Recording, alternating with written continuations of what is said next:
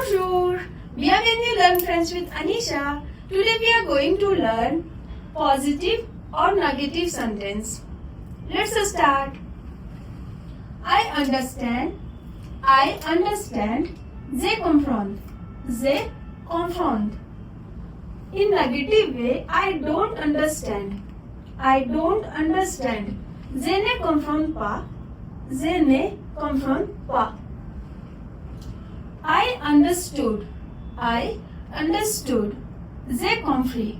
J'ai compris. In negative, I didn't understand. I didn't understand. Je n'ai pas compris. Je n'ai pas compris. In positive way, do you understand?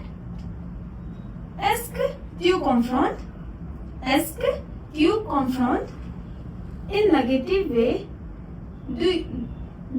don't you understand? Don't you understand? In French, tu ne comprends pas? Tu ne comprends pas? She understand or he understand. Il comprend, elle comprend.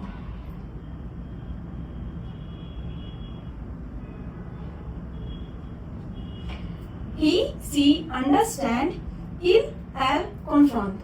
Il, elle comprend. In negative way, she doesn't understand.